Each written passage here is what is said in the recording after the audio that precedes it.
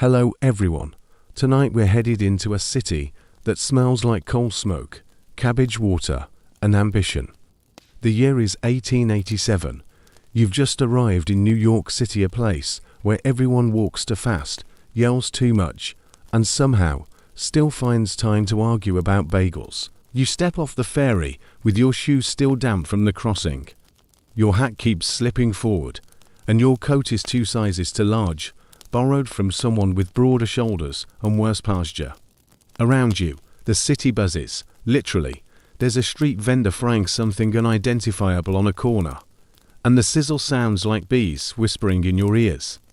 A steam whistle screams from the docks. A man shouts, "Oysters for breakfast." Like it's a blessing and not a threat, you're overwhelmed. Your first mission is simple: find where you're staying. The tenement address you were given was scribbled on the back of a bread receipt. You ask a policeman for directions. He squints at the paper, sniffs, and says, "Head toward the shouting. Then turn where it smells like horses." You thank him. You don't know what that means. The streets are chaotic. Wooden carts roll past, wobbling on uneven cobblestones. A boy nearly runs you over on a bicycle made of what appears to be fence parts. Laundry swings between buildings above you like soft, damp flags of surrender. And the air it's thick with soot, steam, and the faint, unsettling promise of pickled fish. Eventually, you find the building. It's tall, narrow, and leaning slightly, like it wants to nap against the building next to it. You enter. The hallway is dim. The stairs creak in a language that sounds like "please don't." You climb anyway. Your room is on the 5th floor. You know this because it says 5 in chalk next to the door, and because it takes 5 minutes to catch your breath after the climb. The door opens with a groan. Inside is a cot, a cracked wash basin, and the single window overlooking a wall with mysterious stains that might be paint, mold, or history trying to escape. You drop your things 3 total: a sack with clothes, a spoon you refuse to lose, and a loaf of bread so dense it could be used in construction. You sit. The bed creaks. The pillow smells faintly of onions and sawdust. There's a drip coming from the ceiling. You look up. You name it Greg. A knock on your door. A neighbor peers in, squints at you, then says, "Just so you know, the toilet's down the hall. Don't lean left when you sit." And then she's gone. You do not ask questions. Outside your window, a dog is barking at a man, shouting poetry into a bucket. A child runs past chasing a pigeon with a spoon. Somewhere in the distance, a band plays a song that might be a waltz or a fight. You realize you're hungry. Your stomach growls in agreement. You wander outside and search for food. A man yells, "Hot meat." Less hot yesterday. You walk faster. You find a pretzel vendor. You hand over your only coin. The pretzel is so hard it could break a window. You eat it anyway. A woman nearby tells you, "Chew on the side." Less regret. And now you stand, foolish, coated in the grime of city breath, listening to the wind carry someone's lullaby from an open window. The city is loud. It doesn't care about you. But for some reason, you feel alive. Historians still argue whether 19th century New York was the land of opportunity or just a very loud, very crowded entrance test. But one thing is certain: you've made it through your first morning. So be honest. Would you survive a single day here? Would you trust a pretzel harder than your mattress? Would you listen to poetry shouted at a bucket? Let me know. And if your eyes are already getting heavy, if the coal-smudged street is fading from your mind, maybe give this video a like, maybe subscribe, but only if your ceiling doesn't already have a name. Now, turn off your lights, maybe switch on a quiet fan, and let's step together into tonight's strange little journey. The city has fully woken up now, and so have you, though you're not entirely sure if that's a blessing. The sounds seep in through your thin tenement walls, the clash of metal horseshoes on cobblestone, the angry squawk of a rooster that someone probably smuggled in from the countryside, and a baby crying as if it's already late for work. You sit up, bleary-eyed, On the cot that your back has filed a formal complaint against. Greg, the ceiling drip has stopped for now. You miss him a little. Time to get moving. You're not sure where you're going, but staying put isn't an option. You shuffle toward the hallway bathroom, a shared luxury that multiple families use with the urgency and chaos of a train station. There's already a line. A man wearing only one sock nods at you solemnly. You nod back. No one speaks. After some negotiation, a bit of elbowing, and one brief moral crisis, you make it through your morning routine with access to a cracked mirror, half a bar of communal soap, and something resembling a towel. You smell vaguely like mint, kerosene, and hope. Not bad, considering. Now breakfast, or what passes for it here. You descend the stairs and step outside into a neighborhood that's decided noise is a competition. A newsboy shouts headlines about a fire in Brooklyn and a new kind of shoe. You try to focus. You need food. Your options are few, and your wallet is emptier than your stomach. Down the block, a woman is selling boiled eggs from a basket that may or may not have ever been cleaned. You consider it, then decide to investigate something else. A cart with a hand-painted sign that reads, "Bagels and luck, 1 cent." You approach. The vendor is a man with a beard like an overcooked broom and a voice like gravel rolling downhill. "Fresh this morning," he says, tapping a bagel that sounds suspiciously hollow. You hand over a penny. The bagel is warm, slightly chewy. Shockingly edible, you almost cry. With your culinary crisis averted, you begin wandering, soaking in your new home with the confused energy of someone who has definitely taken the wrong trolley. The city stretches around you, buildings packed tightly like teeth in an overachieving mouth, signs in 6 languages, and children balancing on barrels for no reason discern. You pass a butcher shop with meat hanging outside like a challenge. A man leans out a window above you to yell something in German, then immediately slams it shut. Somewhere, a woman is arguing with a cat. The cat is winning. You try to find work. This, it turns out, is harder than it looks. You knock on 3 doors. One factory is full. Another demands you bring your own scissors. The third asks if you know how to operate a mechanical shirt puncher, which you do not. You smile politely and back away. Eventually, someone points you toward a factory that always needs hands. It's 4 blocks over and smells like hot metal and desperation. You step inside. The manager doesn't look up from his clipboard. Name? You give him your name. He grunts. Ever worked a press? You shake your head. You'll learn. And just like that, you're hired. They hand you an apron, a pair of gloves that don't match, and point you toward a machine that looks like it's been mildly cursed. You start feeding cloth into the press. The rhythm is hypnotic. Feed, press, retrieve, over and over. Occasionally, someone shouts something about steam pressure or missing fingers. You try not to listen too hard. Lunch comes around noon. You sit outside on the steps with the other workers. You unwrap the second half of your bagel. It's now cold and harder than it was this morning, but it's still food. A girl next to you offers a pickle. You accept. She nods. It is the beginning of a quiet friendship. A boy across from you tells a joke about President Cleveland and the goat. You laugh, even though it doesn't make sense. The air smells like vinegar, sweat, and ink.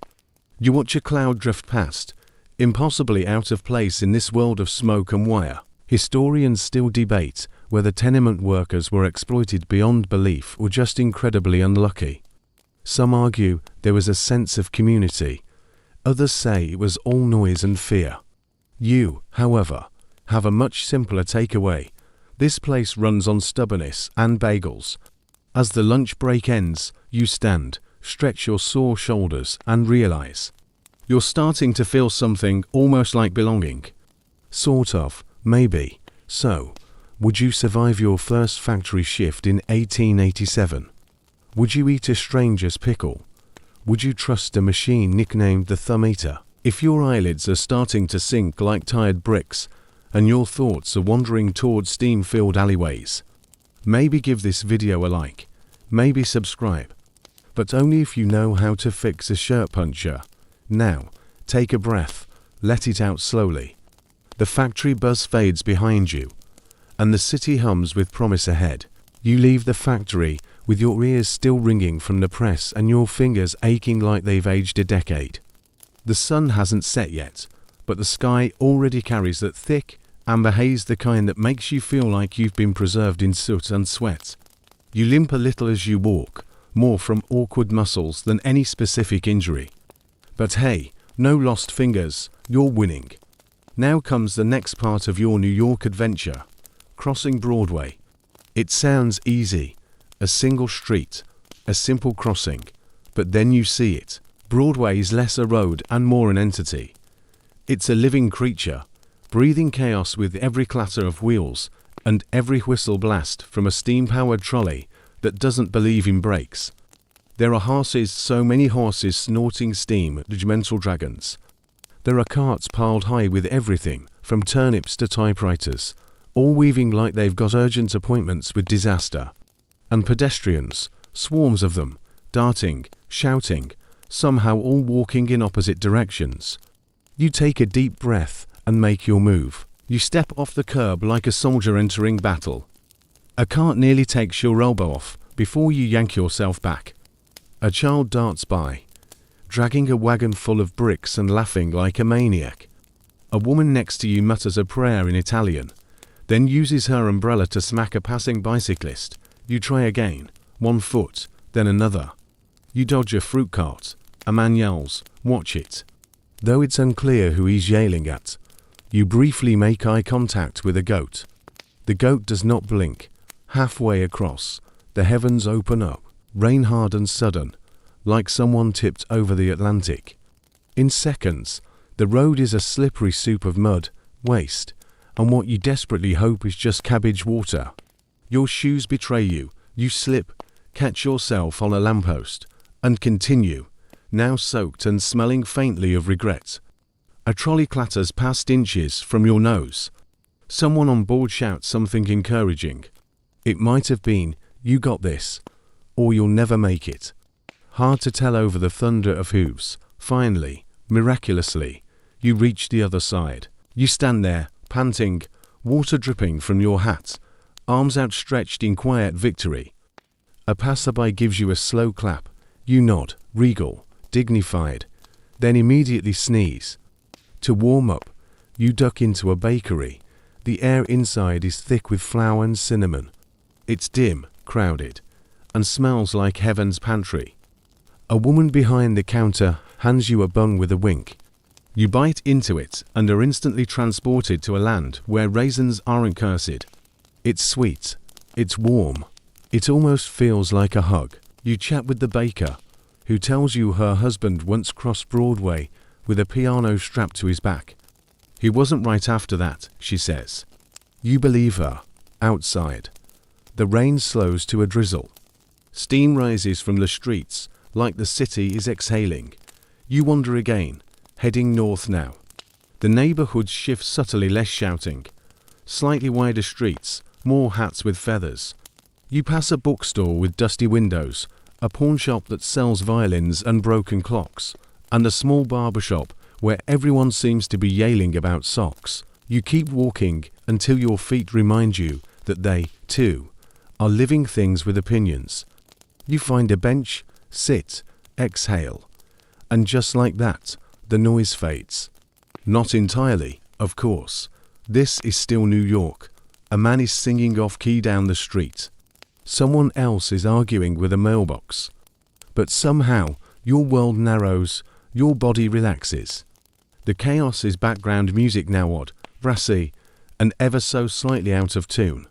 Historians still debate whether the crossing of Broadway marked a kind of urban rite of passage or simply natural selection in action. You now understand it was both. So, would you survive a Broadway dash in 1887? Would you walk through rain and traffic for cinnamon buns? Would you meet a goat's eyes and not look away? Let me know. And if your shoulders have softened, your breath slowed, and your heart feels just a little more soot-covered and satisfied, maybe give this video a like, maybe subscribe. But only if your umbrella is sturdy enough to deal with traffic. Now, breathe in, smell the rain, the bread, the distant steam, and let it all melt into the evening. The rain has stopped, but the streets still glisten with puddles that don't reflect so much as distort. You walk through them anyway, because walking around would mean adding 5 extra blocks, and your feet have already filed a complaint with your knees.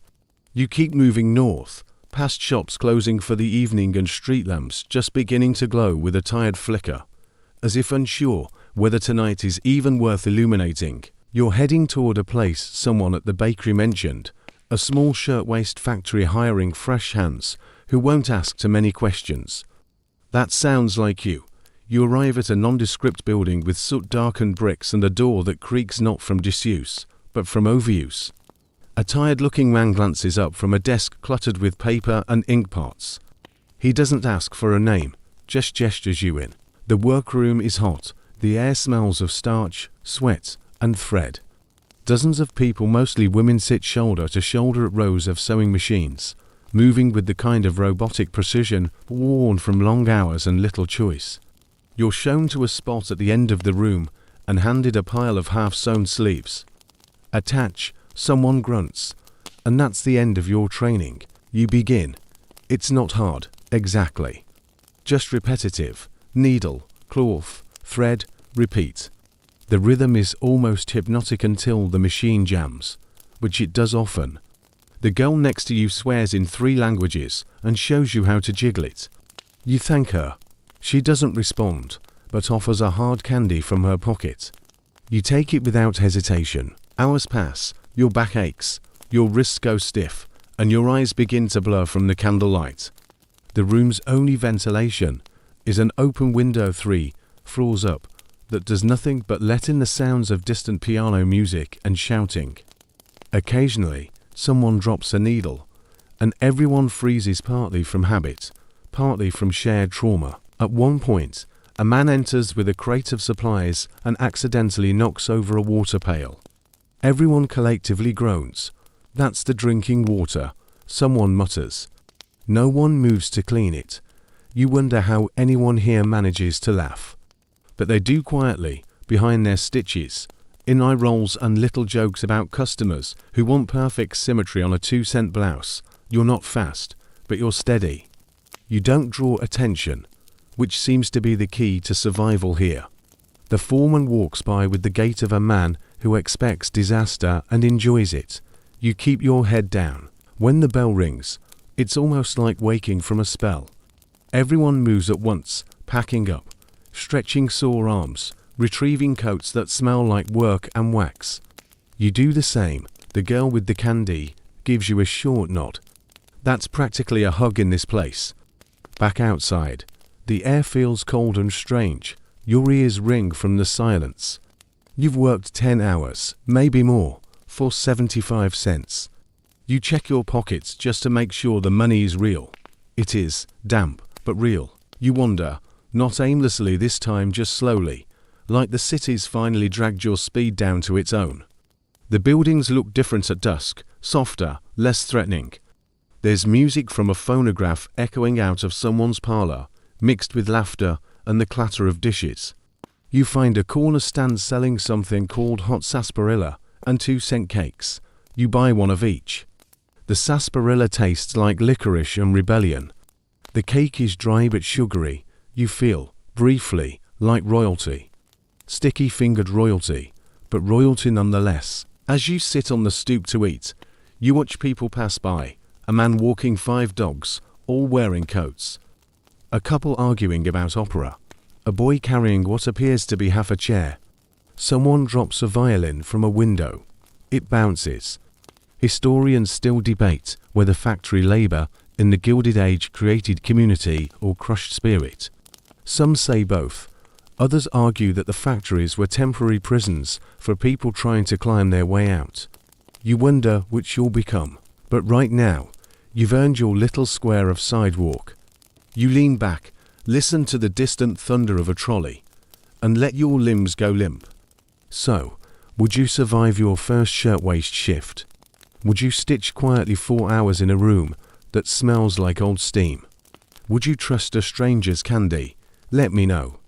And if your head is tilting softly and your thoughts are trailing off like thread in a breeze, maybe give this video a like, maybe subscribe.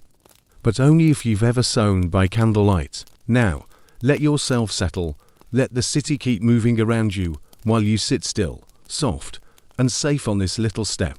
You wake up before the sun, not because you want to, but because the man in the apartment below you has taken up morning clog dancing. Or at least that's your theory. Something about the repetitive thumping and occasional bursts of enthusiastic whistling feels too rhythmic to be accidental. Greg, the ceiling drip, has returned. He greets you with a slow, mournful plunk onto your forehead.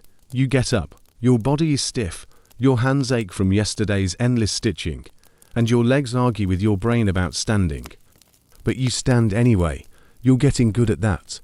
Outside, the city feels half asleep, less shouting, more grumbling. You make your way back to the shirtwaist factory, your coat pulled tight, your eyes heavy. But just before you reach it, someone grabs your arm. You want something better? The man asks. He smells like coal dust and coffee. He hands you a flyer advertising another job. Something about modern opportunity and industrial progress. Also, it says lunch break included in bold letters. That sells you. So now you're heading to a new place, a metalworks factory this time. You arrive at a squat brick building with chimneys belching black clouds that look like abstract sculptures of doom. You sign your name, and you're given gloves, a heavy apron, and the briefest of instructions: don't touch anything glowing. Inside, it's hotter than yesterday by a full 10 degrees and 20 Celsius. You're stationed next to a conveyor belt feeding molten iron parts into a bin. Your job: sort what's cool enough to move. There's no thermometer, just a poke and hope strategy. The work is noisy, messy, and full of mystery. Occasionally, something explodes. No one reacts. There's a man named Lou who claims he used to wrestle bears in Buffalo and now operates the furnace, because it's basically the same thing. A teenager named Josie whistles constantly and flirts with fire like she's immune to consequence. You're not entirely sure this place is safer than the shirtwaist factory, but it's certainly more dramatic. At lunch, you sit on an overturned crate in the alley, chewing a sandwich someone sold you for a dime. It might be tuna. It might be regret. You don't ask. A cat eyes you from the shadows. You break off a piece and offer it. The cat hisses, then sits beside you anyway. It's a truce. Lou sits nearby, explaining that molten iron is just angry lava that got a job. You nod slowly. Josie tells you the trick is to hum while working so your brain doesn't panic. Then she hums something that sounds suspiciously like a lullaby for ghosts. The afternoon drags on. You get burned once barely, but it's enough to remind you that your nerves are still operational. You sweat through your shirt. You learn how to stack cooling rods in a way that doesn't cause collapse or bruised shins. You're adapting. As the shift ends, someone shouts that the day's total production was not terrible. That's high praise, apparently. You hang up your apron and leave with your hair smelling like burnt toast and ambition. You walk slowly now, partly from exhaustion and partly because your boots have become stiff from whatever mysterious substance lives on the factory floor. You pause at a corner to buy a bottle of sarsaparilla from a man who claims his drinks cure melancholy. It doesn't, but it's cold. The sky is a hazy yellow, like someone painted it with old mustard. You pass a group of children jumping rope and yelling rhymes about President Cleveland and pickles. One of them trips, falls, and immediately blames the ghost of Mill Street. You pretend not to hear that. Further down the street, a preacher stands on a box yelling about fire, redemption, and fish. You're not sure if it's metaphorical or just a really bad sermon. You duck into an alley and take a shortcut toward home, avoiding a particularly angry goose that's taken up residence on 3rd Avenue. Historians still argue whether 19th century industrial jobs were necessary stepping stones to prosperity or just glorified entrance tests. You now understand they were both. The machines don't care, the heat doesn't care. But you survive the day, Would you sort hot metal with your bear instincts? Would you trust a bear wrestler named Lou? Would you share a sandwich with a cat that hisses first? Let me know. And if your muscles are buzzing with phantom vibrations, if your thoughts are melting into soft, steel-colored dreams, maybe give this video a like, maybe subscribe. But only if you remember not to touch anything glowing. Now let your arms fall, let your mind cool. The factory is far behind you now, and the night is waiting. You wake the next morning with a new appreciation for every muscle in your body, because each one has filed a complaint. Your legs ache, your back makes a clicking sound when you breathe. Your arms feel like wet rope, but there's no time to wallow your stomach growls with the confidence of a dog that's just learned to open doors. So you do what people here do when food is in short supply and dignity is optional. You look for lunch at breakfast. Downstairs, a neighbor tells you there's a man selling soup from a cart with only a mild risk of digestive regret. You consider this a glowing recommendation. You head out into the morning air, which smells like coal dust, boiled cabbage, and a faint whiff of ambition. The soup cart is real. So is the line. You join the queue behind a woman arguing with her baby, a man holding a squirrel for some reason, and to boys selling yesterday's newspapers as historical collectibles. You wait 10 minutes. The soup is hot, greyish, and comes in a tin mug. You don't ask what's in it. You just hold it close and inhale steam that smells like onions, mystery, and a dash of hope. Then, of course, a gust of wind hits, and your soup splashes directly onto your coat. You've been baptized, someone says. You're not sure if it's meant to be comforting, but you nod politely.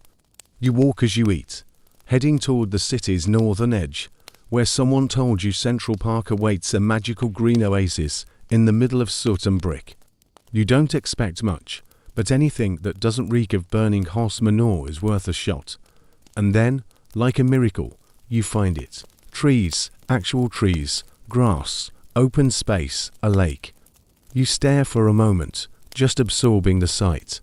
There are people everywhere.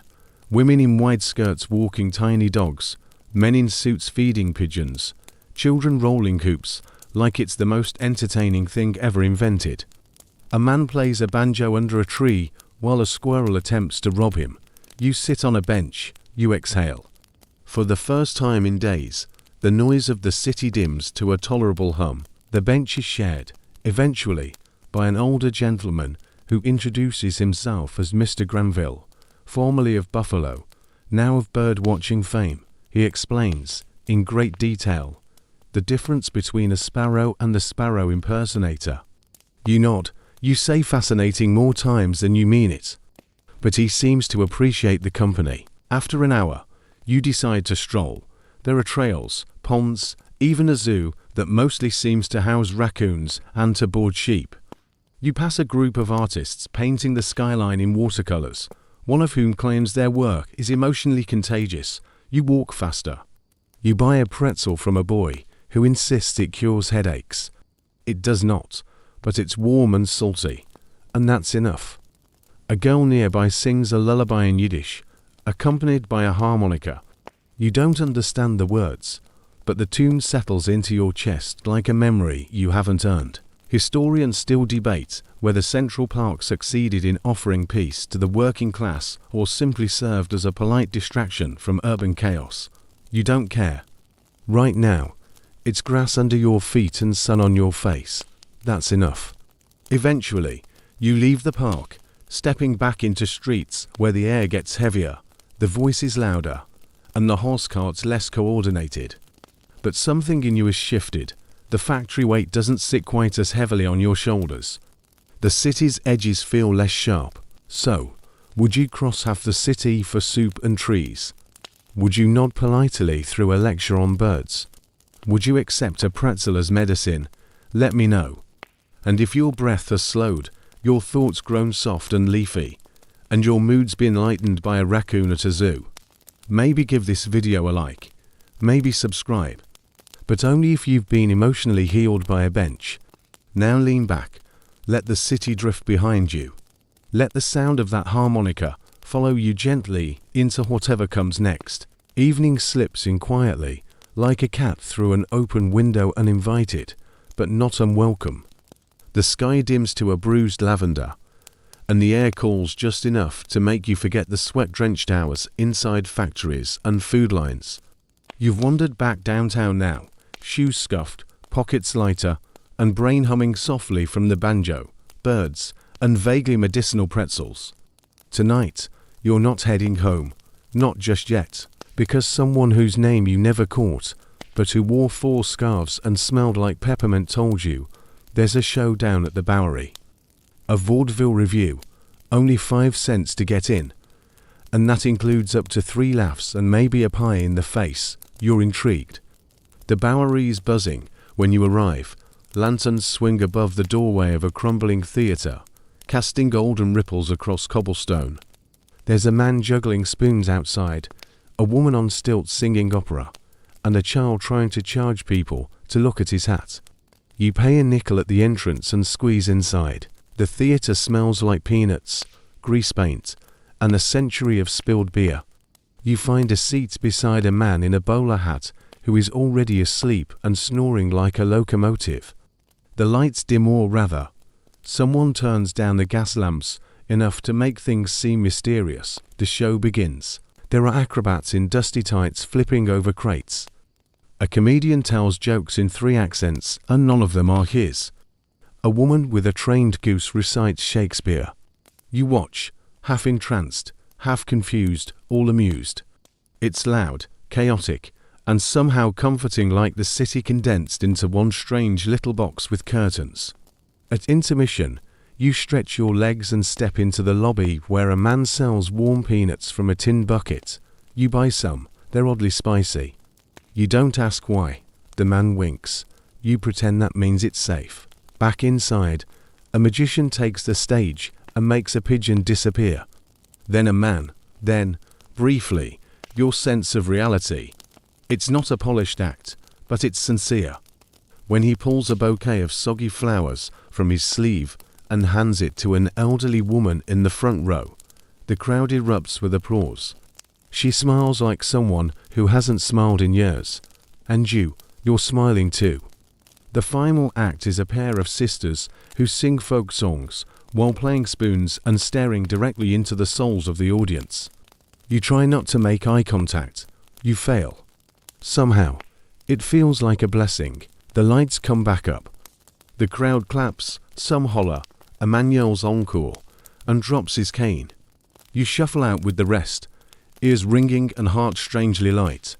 Outside, the Bowery is louder than before. The bars are full. The sidewalks smell like every part of a pig that's not sold in stores. You walk with a bounce you didn't expect, part joy, part peanut indigestion. A stranger offers you a flyer for a nighttime ghost tour of haunted New York. You glance at it.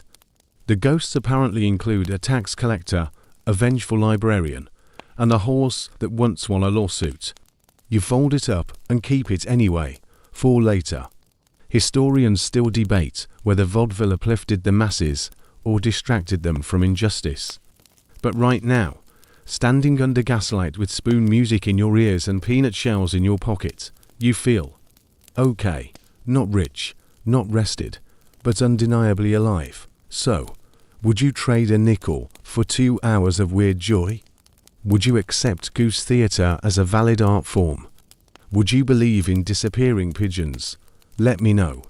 And if your cheeks still ache from laughter, if your thoughts are drifting somewhere between curtain calls and spoon solos, maybe give this video a like, maybe subscribe, but only if you've clapped for a magician who forgot the trick. Now, take one more step into the night. Let the flicker of lanterns guide you home, your mind full of odd wonder. You wake with a tune in your head, something the Spoon Sisters sang, looping softly as you blink up at the cracked ceiling of your room. It's early again, outside. Someone is yelling about eggs. You're not sure if they're selling them or throwing them, but either way, it's time to move. A few heavy footsteps downstairs shake the floorboards slightly. The sounds of a horse snorting from the alley below blend with the distant clatter of streetcars. Somehow, all this chaos feels almost comforting. Today, you're not working, not officially. You've heard whispers around town. There's a parade, a protest, or maybe a performance down by Union Square. Nobody's entirely sure what kind of gathering it is, but they all agree it'll be loud, possibly meaningful, and definitely something to see. So you go. You walk south as the city begins to stretch and yawn into life. Smokestacks puff, street sweepers push yesterday into the gutters. Vendors call out their wares with the desperation of poets who've run out of rhymes. A paperboy hands you a headline that shouts about economic downturns, crooked mayors, and an escaped circus bear in Brooklyn. You fold it and tuck it into your coat like a talisman. Along the way, you pass a man arguing with a fire hydrant. He seems to be losing the debate. A group of pigeons watches from a lamppost like tiny judges, cooing disapproval. Two kids race by on a homemade cart, narrowly missing a carriage and shouting something about a soapbox derby no adult has ever approved. Union Square is packed by the time you arrive. A sea of people, flags, and picket signs all swirling together in a whirl of motion and sound. There's chanting, there's singing. There's a man with a megaphone saying something about rent prices, while another waves a banner that reads more bread, less bosses. The air smells like coal smoke, ink, roasted chestnuts, and a suspicious amount of pickled onions. You have no idea who organized this. No one seems to. But the energy is real raw, buzzing, hopeful. Someone offers you a button with a raised fist on it. You pin it to your coat. Why not? You linger on the edge at first. You're not exactly a protester. You're not even entirely sure what the protest is about. But something pulls you in. Maybe it's the rhythm of the chants, or the way strangers link arms like it's the most natural thing in the world. You find yourself standing next to an old woman who hands you a small flag. It's homemade, stitched from scraps of fabric and uneven threads. You take it, unsure what to do, and she simply nods. "Hold it," she says. "Someone's always watching." Nearby, a brass band begins to play badly, but enthusiastically. Kids dance in circles, one of them waving what looks like a sock puppet dressed like Abraham Lincoln. A man juggles apples while shouting quotes from Karl Marx. You don't catch the context, but you catch an apple. You take a bite. It's tart, possibly stolen, definitely juicy. A dog wearing a boatie wanders past with a sign strapped to its back that reads, "I support snack equality." You're not sure if it belongs to anyone or if it's just another eccentric regular of Union Square. Suddenly, someone calls out from the platform. A speaker. A woman with fire in her voice and a story in every word.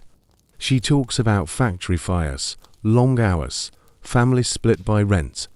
Her voice rises over the crowd, and for a moment, everything stills. Even the children quiet down. Even the dog sits. You feel it's something like electricity, or maybe hunger. Not the kind you feed with bread, but the kind that wants more, fairness, rest, a life with room for dreams. You realize you're not just holding a flag, you're holding an idea. The speech ends in cheers, the crowd roars. Someone starts a chant that spreads like wind. You join in, not because you understand every word, but because the rhythm catches you. You're part of it now, part of something bigger. Historians still debate whether these early labor gatherings changed the system or merely echoed through it. Whether they marked revolutions or rehearsals. Whether the apple juggler was an out-of-work accountant or simply committed to his craft. But here, now, beneath the waving flags and homemade banners, you believe they mattered. Eventually, the crowd thins. People drift away in groups of 2s and 3s, still buzzing, still hopeful. You head north again, your steps lighter than before. The little flag still flutters in your hand. You pass a bakery and buy a roll. The baker looks at your flag, then gives you an extra. No words, just a nod. The crust is burnt, the middle still doughy, but it tastes like possibility. You find a bench by a fountain and sit. Birds peck at the crumbs by your feet. One hops onto the bench and stares at you with suspicious wisdom. A street violinist starts playing something slow and lovely, notes floating like steam above the city. So would you join a protest without knowing all the details? Would you wave a crooked flag stitched by strangers? Would you believe in borrowed slogans and juggled apples? Let me know. And if your heart is humming, if your feet still remember the drumbeat of the crowd, maybe give this video a like, maybe subscribe, but only if you've ever been moved by something you couldn't quite explain. Now let the voices fade, let the square grow quiet. Let the borrowed flag fold gently into your dreams. You wake the next morning to the gentle creak of pipes and the not-so-gentle shriek of a cat in the alley. For a few long seconds, you don't remember where or when you are. Then the smell of coal smoke and yesterday's bread brings it all back. 19th century New York, the land of industrial dreams and suspicious stew. You stretch and rise slowly. Today, you've promised to help a neighbor, or maybe you were volunteered without your knowledge. It's hard to tell. Either way, your destination is the tenement rooftop. That's where the laundry gets hung, the gossip gets exchanged, and sometimes, if you're lucky, the breeze actually smells like something other than boiler steam. You make your way up the creaky staircase, passing familiar landmarks, the third-floor door that always slams itself shut, the railing polished by generations of nervous hands, and a shoe that's been sitting on the windowsill for at least a week. No one knows who it belongs to. By now, it's considered part of the architecture. When you step onto the roof, you're met by an army of bedsheets and petticoats, billowing like sails on a sea of bricks. A young girl, Clara, waves from the other side, her arms full of damp linens. She's the self-declared queen of rooftop affairs, which mostly involves shouting commentary about everyone's folding techniques and occasionally flinging clothespins at pigeons. About time you showed up, she calls. The socks are rebelling. You set to work, your hands quickly growing damp and red. The wind tugs at everything. One particularly ambitious pair of underpants takes flight and disappears somewhere toward Fifth Avenue. Clara salutes it solemnly. That one wanted more from life, she says. As you hang shirts and shake out trousers, you notice the skyline, a jagged row of buildings and chimneys. The city stretches endlessly in every direction, layered in soot and ambition. It buzzes with activity, with life, but up here, above it all, there's a strange sort of peace. Even the pigeons seem more philosophical. Then the yelling starts. It's Mrs. Donnelly, the landlady from 3 buildings down. She's somehow both whispering and bellowing across rooftops, telling everyone about a rat the size of a dog and a man who tried to sell it a newspaper subscription. Clara yells back something about charging the rat rent. Laughter trickles across the rooftops like a summer breeze. In that moment, it hits you how strange and delicate this little sky-level community really is. The historians rarely mention the rooftop world, a world of drying laundry, shared meals, and whispered dreams, but it exists. It hums. You take a break, sitting beside a bucket of clothespins and nibbling on a heel of bread you tucked into your coat. Clara sits beside you, chewing a piece of licorice she claims was a birthday gift from a chimney sweep with a crush. You think it'll always be like this? She asks, her voice unusually soft. You shrug. Maybe, maybe not. I hope so, she says. Even if the socks are mean. The sun inches higher. More voices join the rooftop symphony. Someone playing a harmonica 3 buildings over. A baby crying through an open window. The distant clang of a bell. Below, the city is a storm. But up here, you're in the eye of it. As you stand to hang the final sheet, a gust of wind nearly takes it from you. You wrestle it back, laughing, and finally pin it in place. Victory. The laundry flaps in approval. Historians still debate how tenement residents coped with overcrowding and poverty. They examine census data, analyze letters and ledgers, but they rarely talk about the rooftops. The rooftops were resilience stitched into the sky. Clara and her socks would agree. You descend back into the building, the smell of someone making soup seeping through the walls. Your muscles ache, your fingers are stiff, but your spirit is oddly light. You've done a good thing today. Maybe not a grand one, but a good one. You return to your room, just in time to see the cat from the alley saunter through the hallway like it owns the place. It pauses, stares at you, and disappears into Mrs. O'Malley's apartment, of course. You lie back on your bed, listening to the rooftop wind as it hums against the windows. In your pocket is a stray clothespin. You turn it over in your fingers like a tiny wooden trophy.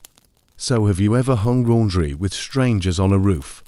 Have you ever laughed with a child who commands pigeons like they're soldiers? Would you climb 5 flights of stairs just for a moment of peace? Let me know. And if this story made you smile, made you feel like you were up there with us ... Maybe give this video a like, maybe subscribe. But only if you'd wave goodbye to flying underpants. Now let the sheets settle, the pigeons nest, and the rooftop dreams find you. Good night. You spend the night dreaming of laundry lines strung between stars, of sock rebellions and pigeons holding court. When morning comes, the room feels quieter than usual. Still, you dress, splash water on your face, and head downstairs, no plan. Just a vague pull from the city, whispering that it has something new to show you. This time, you walk west. The streets are slick with early drizzle, not quite rain, but enough to make every cobblestone look like a mirror. A horse-drawn delivery cart rattles past, its driver humming a lullaby. Someone shouts from a second-story window about forgetting the pickles. Somewhere nearby, a dog barks in 3 short, commanding bursts like it's giving orders no one will follow. Your goal today, the docks, not to work, just to see. Just to breathe in the sea air, even if it's mixed with fish guts and salt-stained disappointment. As you approach the waterfront, the sky seems to flatten. The world grows louder, cranes groan, gulls scream, sailors curse in 3 languages, and somewhere, someone is playing a harmonica with the exact rhythm of a limping man. You duck beneath swinging ropes and weave past crates marked with chalk and hope. Tea, says one. Lemons. Glassware. One simply reads. In bold, desperate letters, a man nods at you as you pass. He's hauling nets and smells like brine and old anger. You look like a landfish, he grunts. You nod back. It feels like a compliment. Near the edge of the wharf, you find a small crowd gathered around something, an act, perhaps, or an argument. Turns out, it's both. 2 dockhands are having a shouting match over who owns a crab. Not a metaphorical crab, a literal one. It keeps trying to escape their grip, clicking its claws in what can only be described as theatrical annoyance. You watch for a moment, then continue walking. You pass a group of children building boats out of trash and hope. They cheer as one floats 3 feet before tipping dramatically and sinking. One girl salutes it with a solemn, "She was brave." Eventually, you sit on a crate and just ... watch. The ships come in, unload, load up, and leave again. Men yell, ropes creak, gulls dive. Everything is motion, noise, and purpose. It's a kind of order, buried in chaos. A young woman sits beside you, eating something out of a paper parcel. She offers you a bite. It tastes like fish, potato, and a little bit of defiance. "Got it from my uncle," she says. "He says it's payment for staying out of the way. Best gig I've ever had." You talk for a while. About nothing, mostly. How socks never dry in time. How rain always smells like tin. How everyone seems to be waiting for something, though no one agrees on what. A bell rings. Not a church bell, this one's for work. Dockmen start moving faster. The air sharpens. A ship is late. Another is early. A crate has gone missing. A crate has been found. A boy climbs a mast and nearly falls. Someone laughs. Someone screams. Historians argue about whether the docks were the heart of the 19th century city or just its unruly limbs. Some say they were the engine of progress. Others say they were just holding areas for sweat and salt. What's certain is that the stories here now wait, they lift anchors and move on. Eventually, you stand. The drizzle has returned. Your coat smells like rope. Your hands are dirty. but your spirit feels rinsed, renewed. As you walk back toward home, you pass the same man with the crab. He's lost it. Or maybe it's won. He doesn't look too upset. You buy a bun from a street vendor who sings while he works. He's off-key, but his smile is warm. You sit on a barrel to eat. A cat tries to steal your lunch. You let it have the crust. So have you ever wandered just to see what the world was up to? Have you ever tasted fried fish handed to you by a stranger?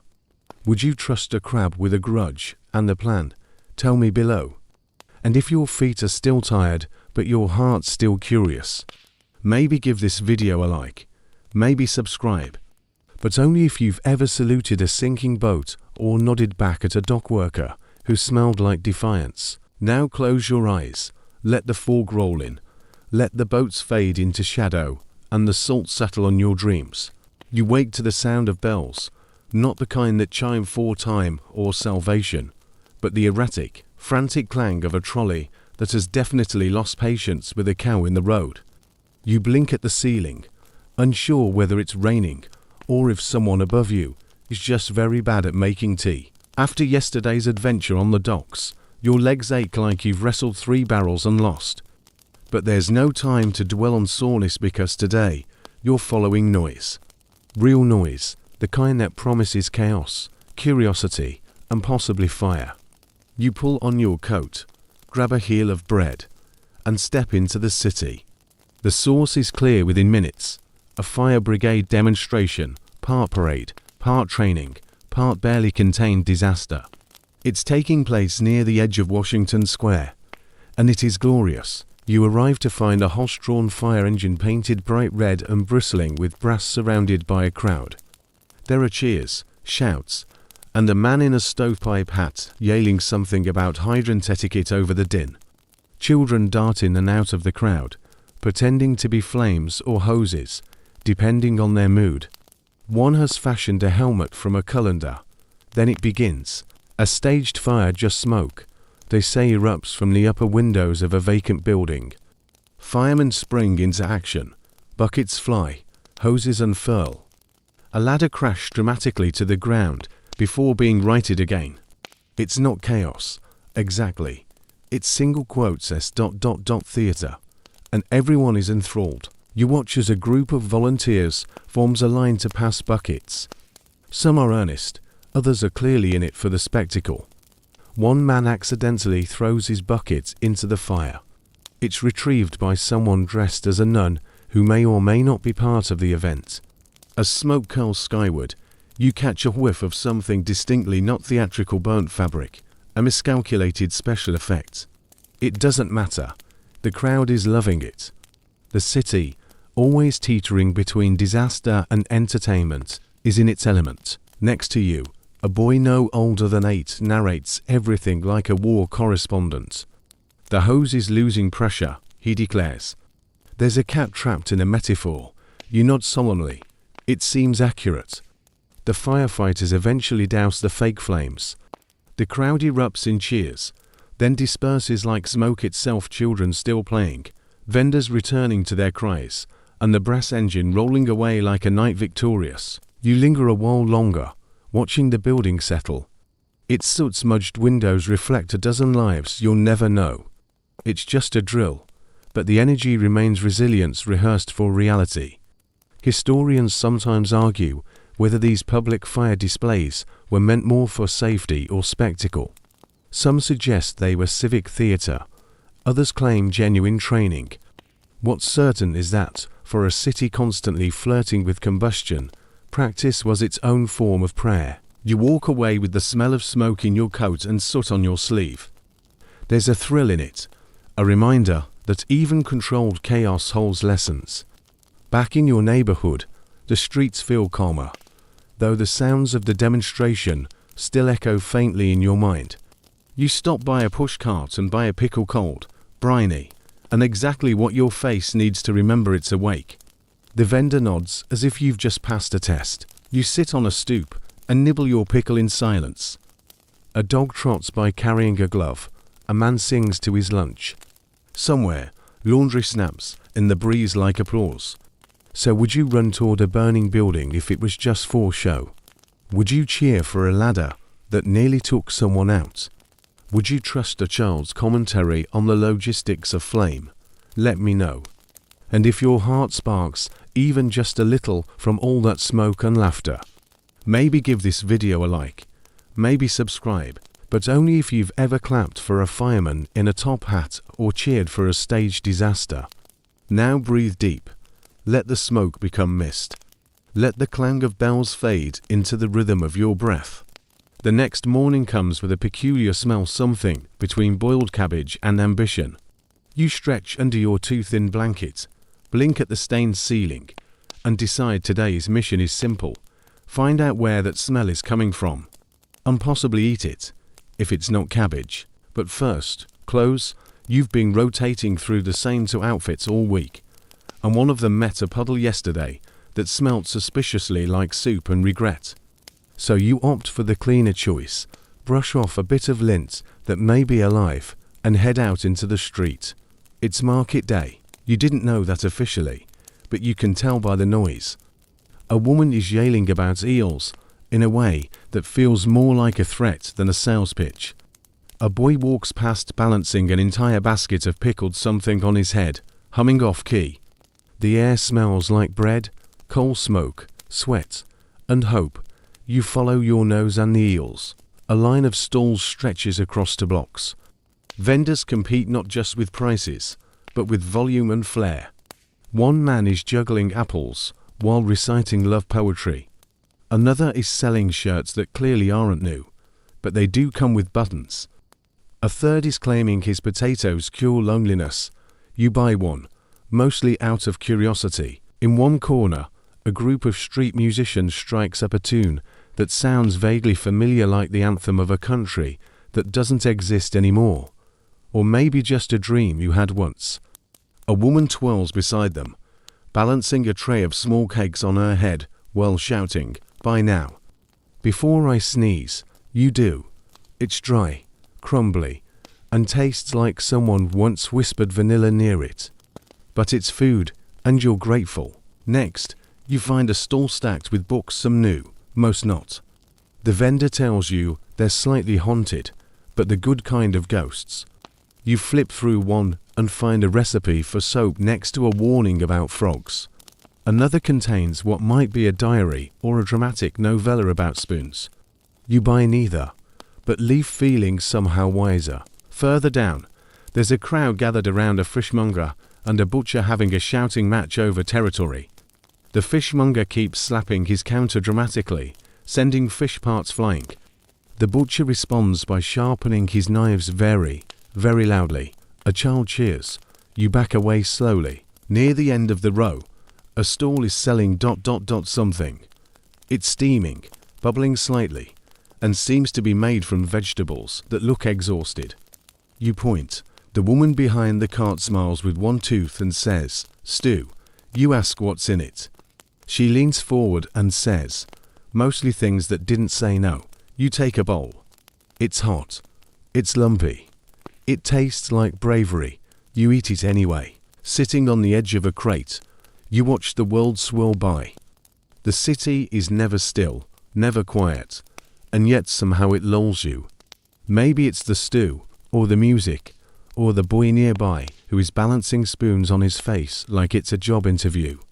Historians still argue whether markets like these were centers of economic revolution or just distractions from hunger, whether they empowered the working class or merely entertained them. But as you sit there, spoon in hand, surrounded by noise and nonsense, you think they mattered. You finish your stew and return the bowl. The vendor gives you a wink and a slice of something that might be bread or a very sturdy napkin. You eat it anyway. As you wander home, you pass a wall where someone has chalked nitrogen monoxide kings, just biscuits. You nod. That feels right. So would you eat stew that might contain ambition? Would you shop from a woman balancing cakes and destiny? Would you trust a haunted cookbook? Let me know. And if your heart feels full, even if your stomach is still a little unsure, maybe give this video a like, maybe subscribe, but only if you've ever walked through a market and left with more questions than answers. Now close your eyes. Let the sounds of the vendors grow quiet. Let the scent of stew fade into the night. This morning, you wake to the soft shuffling of footsteps outside your window and the unmistakable sound of someone arguing with a goose. Not about a goose. With a goose, you roll over, momentarily wondering if it's part of a dream. Then the goose hisses, and the person shouts, "It was my hat first." And you realize it's going to be that kind of day. You dress quickly, lace your boots, and step out just as the goose sprints past, flapping its wings like it's late for a meeting. A man follows, hatless and resigned. You consider helping. You don't. Instead, you head north, curious about the commotion near the edge of the garment district. Word has spread someone's organizing a fashion show. But not the elegant kind, not satin gloves and monocles. No, this is a working-class fashion parade, celebrating what we actually wear, as the flyers scrawled in charcoal proclaim. By the time you arrive, the crowd has grown. There's a makeshift runway and old wooden plank across barrels. The audience consists of seamstresses, tailors, children with jam on their faces, and one very determined cat. The first model struts out in a patched apron that's seen more soup than cloth. She twirls, lifts her chin, and receives raucous applause. The next wears boots made of mismatched leather, a coat stitched from 4 others, and a sash declaring, "Warm is beautiful." Someone throws a potato in approval. You find yourself grinning. A man with one sleeve missing proudly displays his pants, which appear to be curtains. Salvaged from a fire, he announces. The crowd cheers. You inch closer to the front. A woman beside you, arms crossed, expression flat, murmurs, "This is ridiculous." Then she claps. Quietly, but sincerely, more models follow. A boy wrapped in flour sacks. A woman with a bonnet made from a map. A baker wearing nothing but aprons and confidence. Each step down the runway feels like a triumph. Not of fashion, but of creativity, resourcefulness, survival. You learn later that this started as a joke, someone challenging the idea that only the rich get to flaunt their clothes. Now, it's a celebration of holes mended with love, of sleeves borrowed from strangers, of dignity stitched into every thread. Historians might scoff at such an event. Some call these moments distractions, or folklore in progress. Others argue that they're expressions of rebellion in soft form. Resistance without shouting. But as a man walks past wearing a vest made of newspaper, bowing dramatically, you believe it means something. You even get involved. Someone throws you a shawl made of mismatched scarves. They point. You climb onto the plank. The crowd whoops. You do a terrible twirl. Someone shouts, "Pose." So you do. It feels absurd. It feels freeing. You walk off to cheers and a woman who hands you a button that reads, "Worn, not worn out." You pin it on. You thank her. She nods once, firmly, then vanishes into the crowd like a legend. Afterward, there's cider, not the good kind, but it's warm and it doesn't argue. You drink it slowly, seated on a barrel beside a tailor who swears one of his pants once belonged to a ghost. Later, a small brass band appears. You're not sure if they're hired or lost, but they play anyway. Someone dances. Someone else sings off-key. And you, bundled in borrowed scarves, feel something settle in your chest.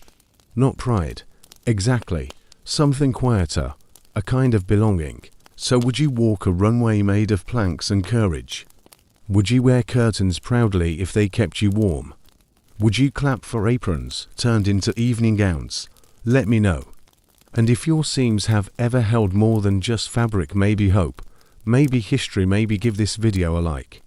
Maybe subscribe, but only if you've ever cheered for someone whose clothes told a story. Now take a breath. Let the parade fade. Let the clatter of boots on wood give way to silence. You wake before the sun does, to the hush of a city holding its breath. It's not silent. New York doesn't know silence, but it's something close. The kind of morning where sound feels padded, where even the pigeons seem hesitant to coo too loudly. You blink at the ceiling, pull your threadbare coat a little tighter around your shoulders, and breathe in the scent of the city waking slowly. Coal dust, yesterday's bread, and the faintest wisp of something sweet.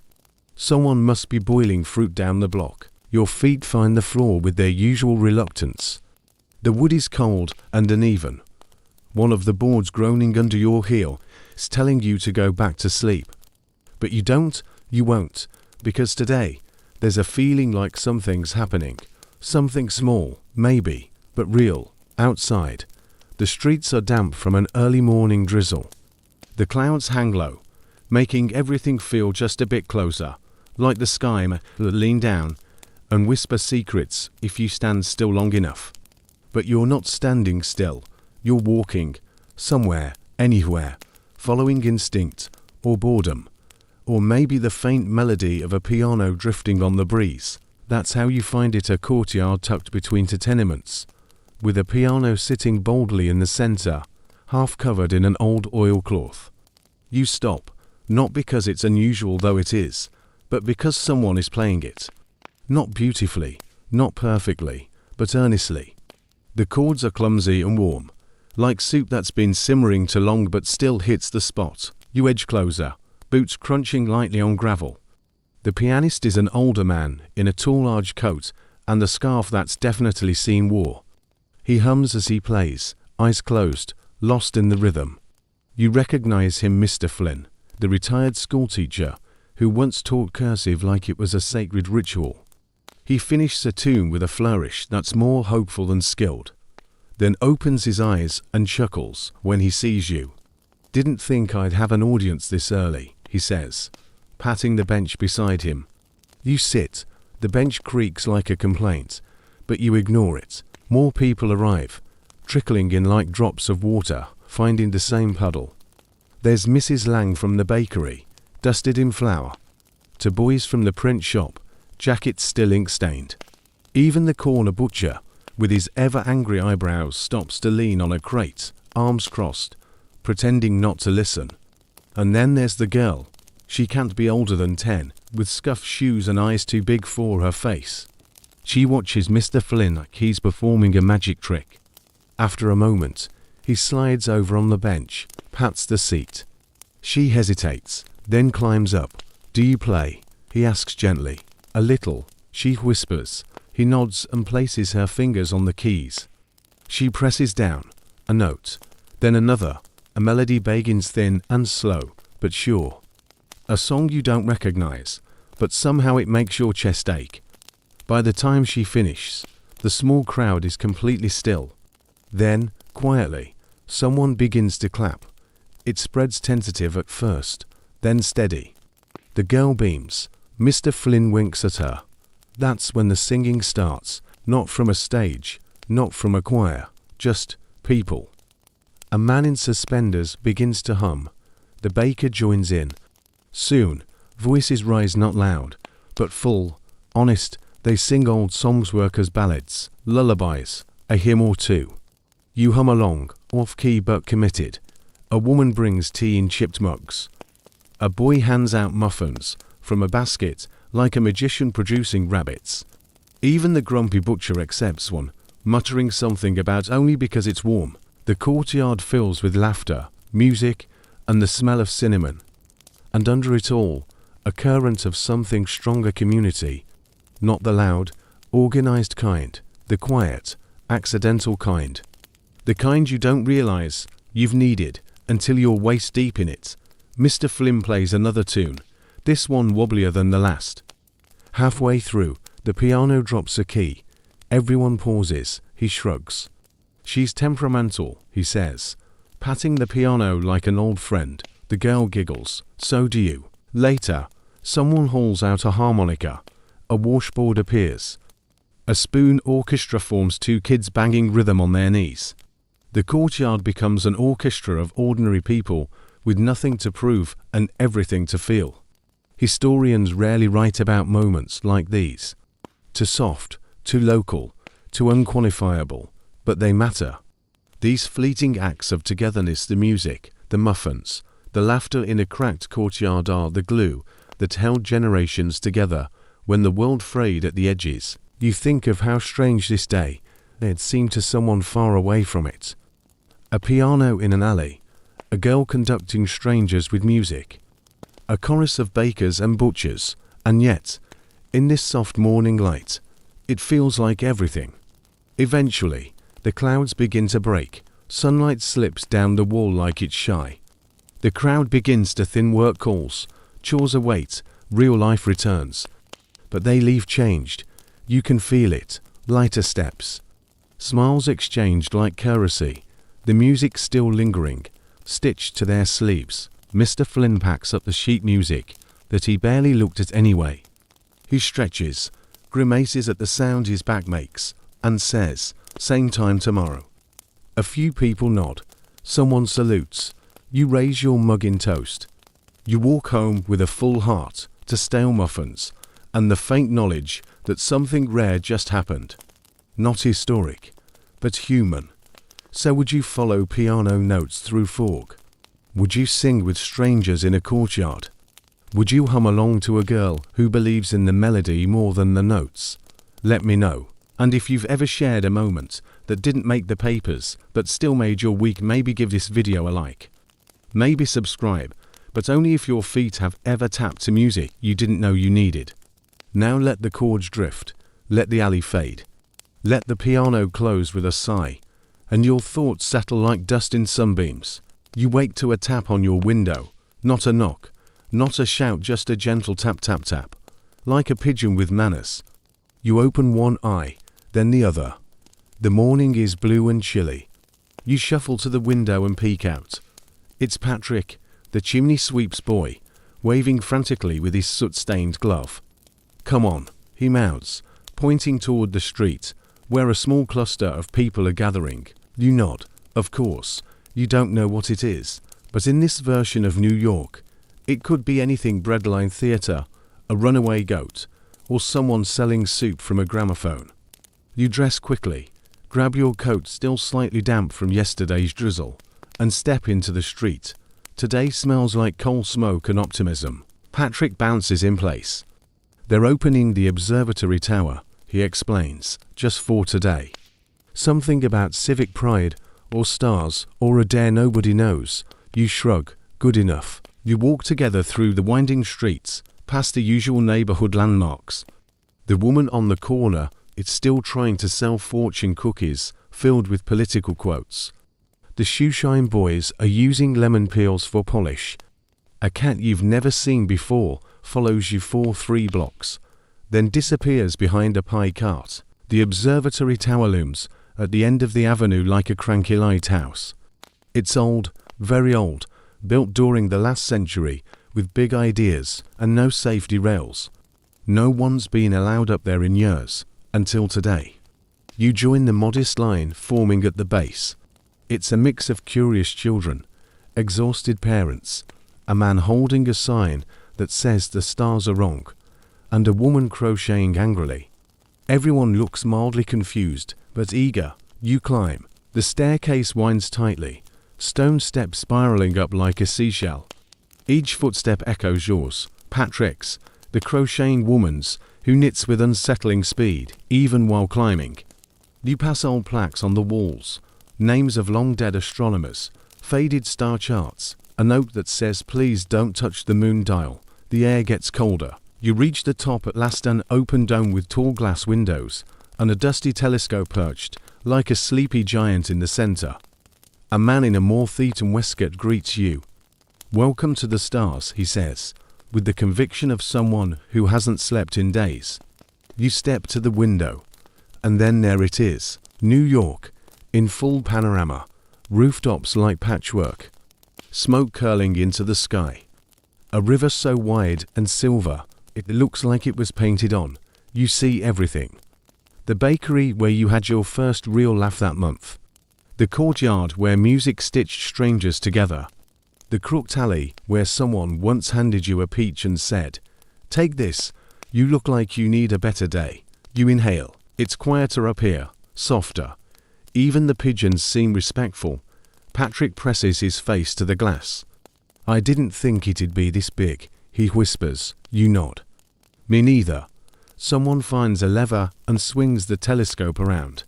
You take turns looking not at stars, it's daytime, but at people. A child chasing laundry in the wind, a dog stealing a sausage, a couple dancing, badly, on a rooftop. The world is ridiculous and beautiful and hanging on by a thread, but it's hanging. You spot your own building, the fire escape still bent from last week's incident. A familiar shirt hangs from your window. You didn't know it was so visible from here.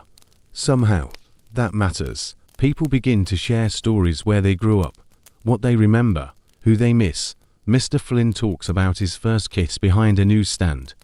The crocheting woman tells a tale about knitting a full sweater during a blackout.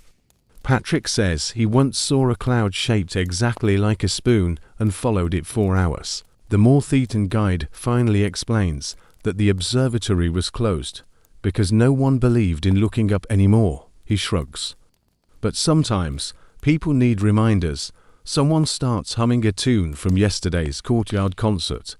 The melody wraps around the room a scarf. Historians might never note the reopening of a dusty observatory on an ordinary Tuesday. They'll write about politics and railroads and storms, not about a boy pointing at clouds or a woman humming in the key of hope. But this is part of it, too. Eventually, the group begins to descend. Slowly, reluctantly, you take one last look out the window. The city stretches in every direction like a story you haven't finished reading. Back on the street, things feel different. Not louder, not busier, just ... clearer. You walk Patrick home. He thanks you and gives you a small folded paper. In case you forget, he says. You tuck it in your coat. Later, on your stoop, you unfold the note. It's a drawing of you. On the observatory, arms wide, stars overhead. It's not good, technically, but it's perfect. So would you climb a forgotten tower, just to see your world from a new angle? Would you let a child remind you how to wonder? Would you believe a city can still surprise you? Let me know. And if your heart has ever expanded unexpectedly while staring through dusty glass, maybe give this video a like. Maybe subscribe, but only if you've ever looked down and felt, strangely, lifted. Now, let the city fade. Let the tower settle. Let the stars blink behind your eyelids, and your breath rise like chimney smoke into a waiting sky. And now, the sounds begin to hush. The city, once bustling with clanging carts, echoing shouts, and piano notes played slightly out of tune, begins to fold itself into shadow. Street lamps blink like tired eyes. The wind calms, no longer tugging at coats or whistling down alleys, but simply brushing past, like a gentle memory you don't need to chase. You've walked far today, through stairwells and protests, rooftops and bakeries, music and fog, and laughter shared between strangers. You've seen the city from below, with soot in your collar, and from above, where everything looked just a little softer, a little smaller, a little more possible. And you, yes, you were right there in it. Not as a hero, not as a headline, but as a part of the rhythm. As one note in a strange, beautiful song that only a few will ever hear fully. But it matters. You mattered. So now, let your jaw unclench. Let your shoulders sink into the mattress, or the couch, or wherever you've made your little corner tonight. Let the breath in your chest fall gently, like ash from a chimney on a still night. There is nothing left to do. No words to remember, no flags to wave, no stew to chase. Just this quiet. You're not alone here. The pigeons have settled, the steam has thinned. The story has been told. Let your thoughts blur. Let the images scatter like laundry on a line.